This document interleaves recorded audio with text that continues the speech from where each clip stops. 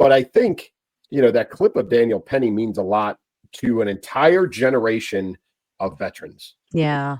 And I say that because, and I include myself in this, as a part of that generation, we all, for 20-year span, Iraq and Afghanistan, a lot of us became pretty intimate with violence. And we are not a violent culture as civilians. And Daniel Penny is one of us. So, we're not a violent crowd, but we have the capability. And to apply that selectively the way he did to protect those people, on the subway car. And he said it, he wouldn't have been able to sleep with himself if if he had not acted and something had happened to somebody on the car, he wouldn't be able to sleep with himself. He didn't know that he was going to kill somebody as a result, but he knew that this was going to stick with him.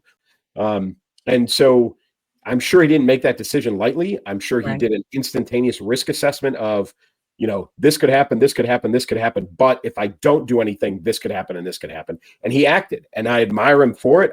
I know he didn't go into that wanting to kill that young man. I know he didn't. But I can promise you, he is not unaffected by the idea that he took the life of someone else. Yeah, absolutely. And you made such a good point. And I think that is either forgotten or ignored by the civilian population that, for the most part, men and women who have seen and had to perform acts of violence on other people as part of their career or calling, they usually do want to live like really quiet lives. More than anyone else, I think there's an appreciation for life and for peace.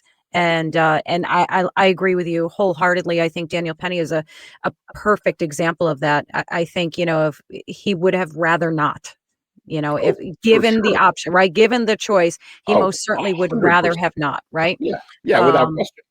Yeah.